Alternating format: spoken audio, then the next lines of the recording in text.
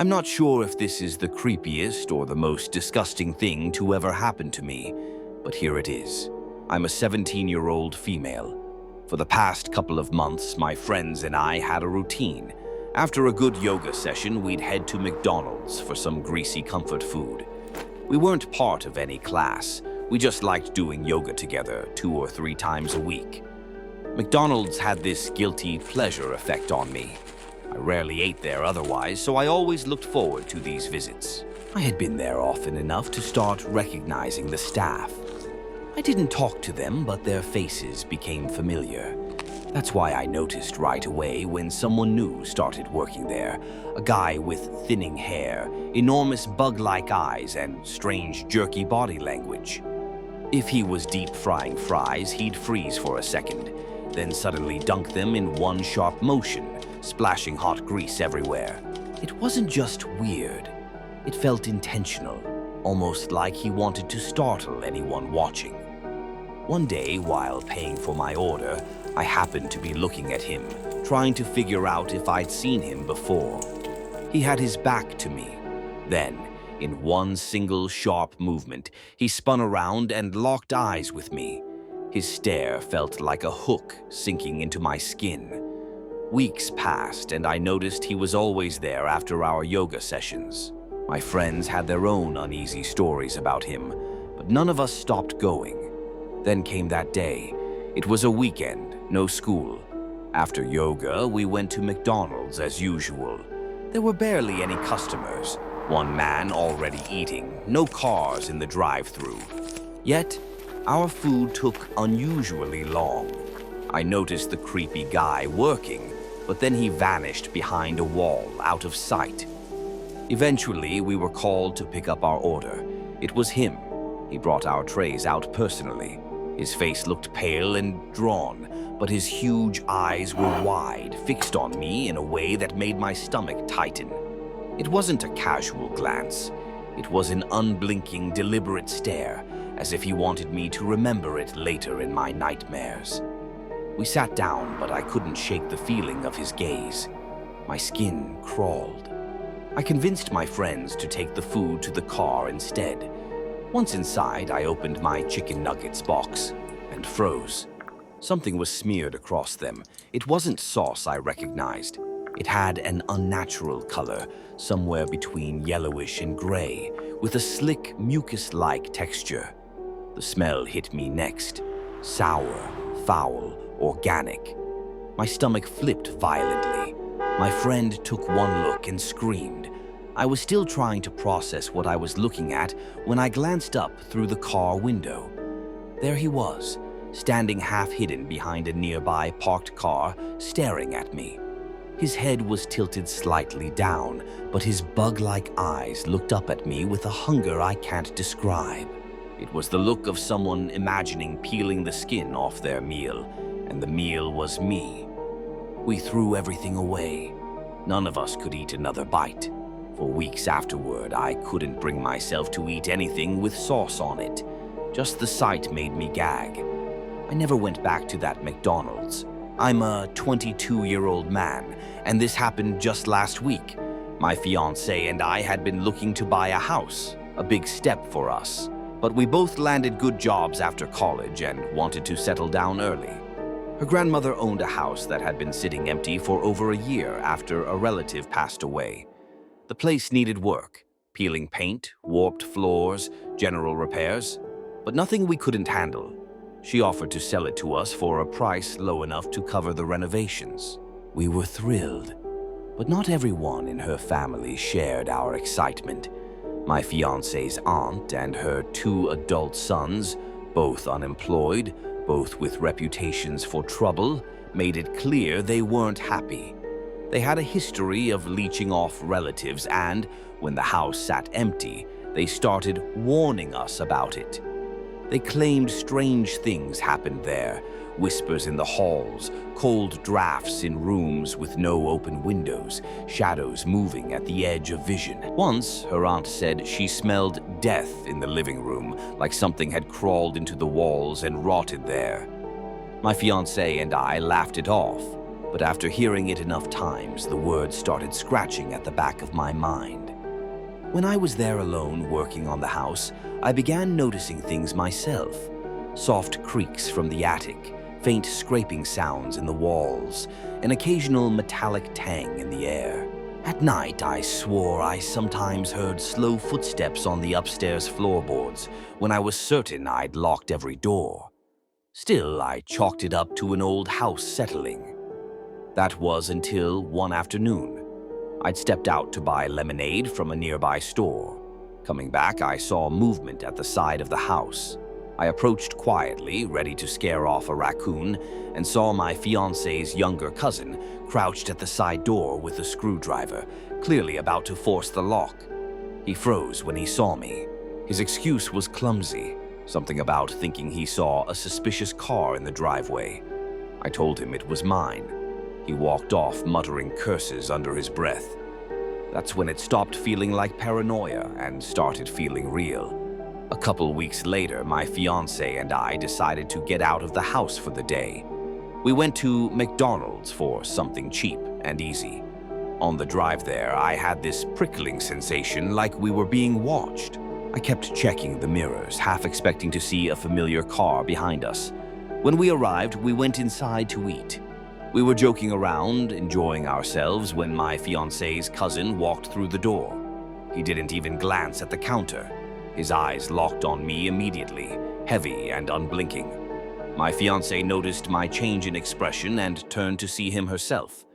He walked toward us slowly, his hand dipping into his pocket like he was reaching for something. My mind flashed with every worst-case scenario.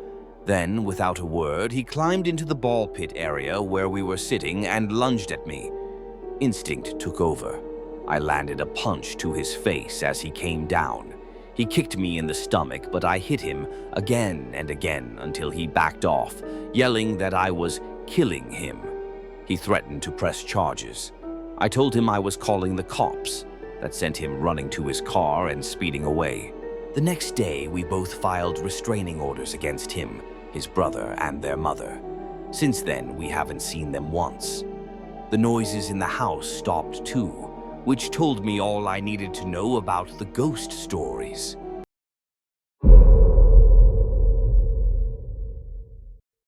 For the longest time, I was a tombstone caretaker for a cemetery in rural Georgia. It was only a summertime job for a 16-year-old, nothing too crazy, just cleaning off the grime and build up dirt from off of the tombstones and stuff. Now, to kind of set the scene a little, the cemetery included one building that housed bathrooms for the 5 caretakers employed by the cemetery, in addition to one small, simple mausoleum.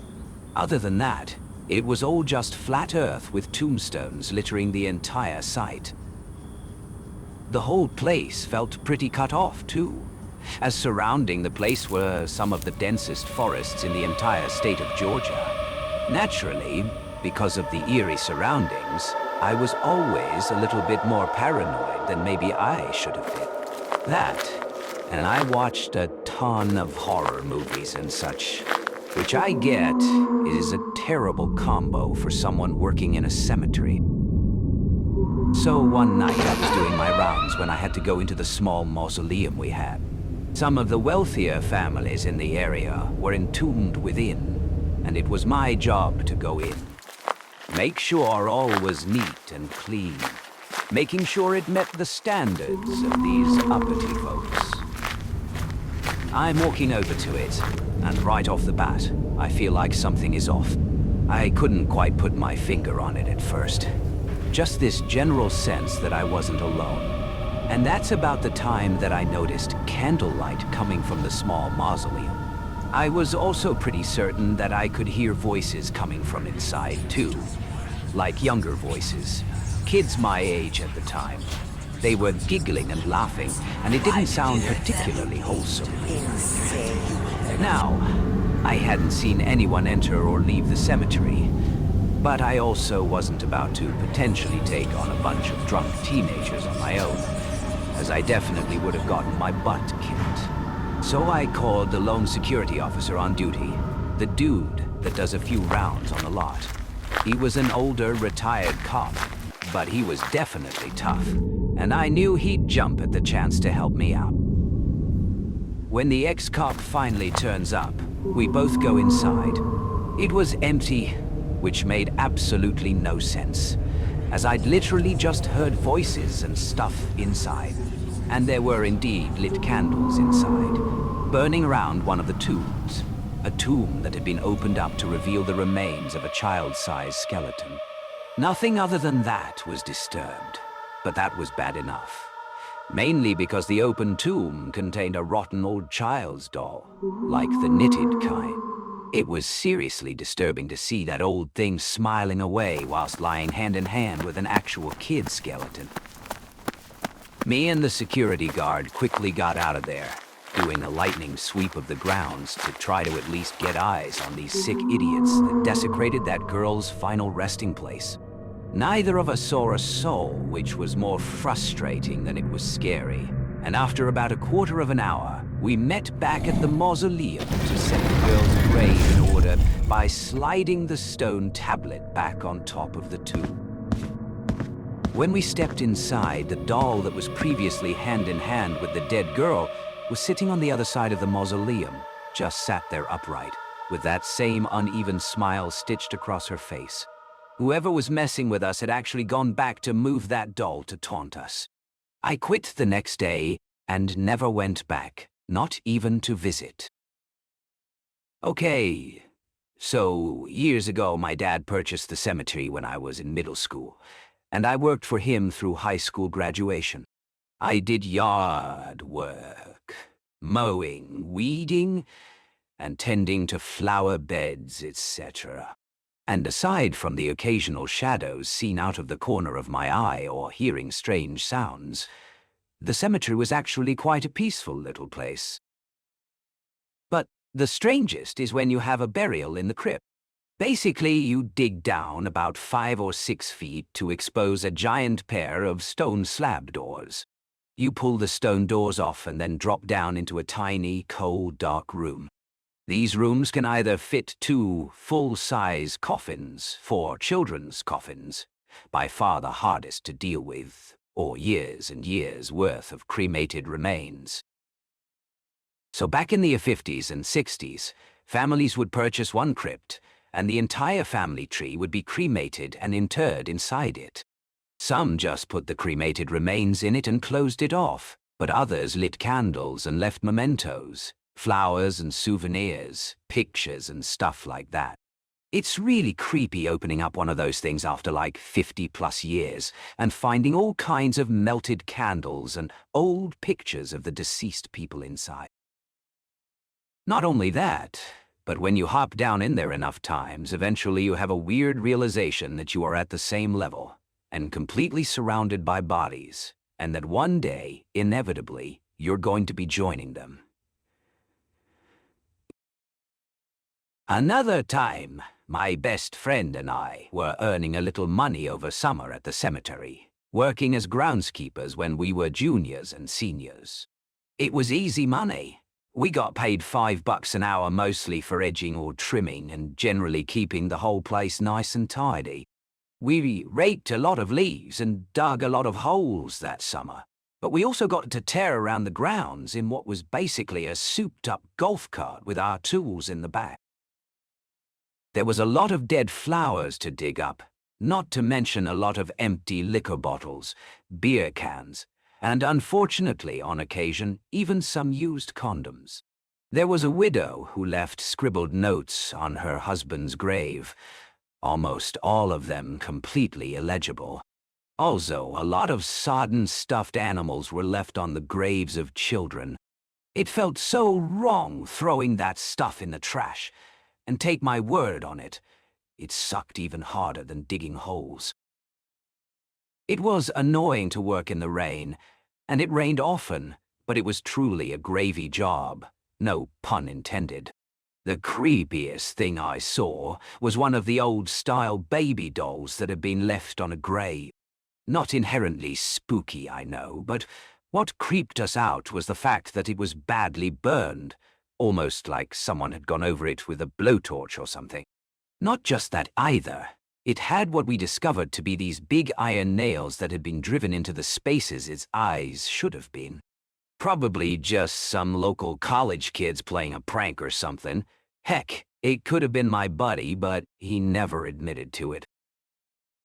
It just really creeped me out to see that thing one early morning when there wasn't another soul in sight. Having said that, there was something far, far worse I encountered while doing that job. It was the naked corpse of a young woman my age, left neatly with her arms at her sides, one foggy Saturday morning. She had been strangled right there.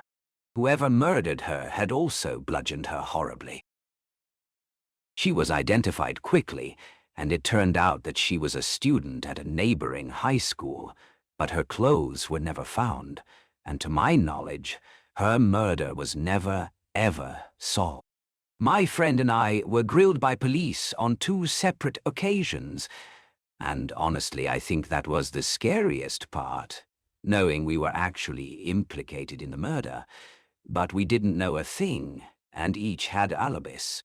So, thankfully, we were eventually ruled out, and thankfully, the cops never bothered us anymore. I just pray that she's resting in peace. Former funeral director here. A bit of a setup first. The cemetery I ran is real old, like by a good few hundred years at least. It must be, since the church next to it was constructed during the 17th century. Considering the fact that it is a pretty rural place as well, most people back in the day were buried with only wooden crosses and such, no stone or marble. So as time goes on, crosses rot and wither away, new people get buried, etc. Nowadays, due to fewer people living out here in the sticks, which means our budget is increasingly limited, the cemetery is really run down and overgrown. It is a really pretty place, and it's honestly pretty depressing. So, that's something you can imagine. When you keep burying bodies in the same small patch of dirt for that many centuries, eventually the soil has been worked over dozens and dozens of times. So in the end, it consists mainly of bone meal. You can't even rake over the flower beds there without accidentally uncovering some teeth or finger bones, or something equally grim. It's nothing but fragmented skeletons all the way down through the thin turf. The soil sort of resembles the kind of dirt you see near sandy beaches, except on closer examination. All the light-colored parts are just bone fragments rather than crushed seashells. Not really scary or unexpected, just super eerie until you eventually get used to it. You learn to treat anything recognizable as human remains with respect, and just tuck it away out of sight under the plant or whatever else you're putting there. Anyway, someone was taking care of their relative's grave and decided to expand the area around the grave. For some reason, the people around here are not particularly fond of grass, rather preferring a well-leveled ground with Zen garden lines made with a rake. The person removed the grass and was sprucing up the place with a rake when they pulled up a bunch of snow-white hair from the dirt. They must have just freaked out and run out of there, leaving the cemetery attendant to stumble across what was essentially hair coming out of the ground. She reported it to the church, and supposedly they reburied the remains. Even with all my years as an undertaker, I'm not entirely sure how there could have been a body so close to the surface. But there's another incident that sticks with me even more than that one. My business partner and I had just gotten back to the funeral home from a call for a 27-year-old woman who tragically passed away due to terminal cancer. As we were moving her body from the cot to an embalming table, we heard an audible click, and the radio across the room turned on, full volume of static. It's one of those old radios where you turn the volume dial until it clicks to turn it on. We both looked at each other, pale as ghosts. He happened to be extremely religious, and this event visibly shook him. He found an excuse to leave early not long after the incident. So I shut the radio off, as I typically used my iPhone to listen to music while doing embalming work. When I finished the procedure and was attempting to move her from the embalming table to a dressing table, I heard that click from the old radio, and it turned on full volume yet again.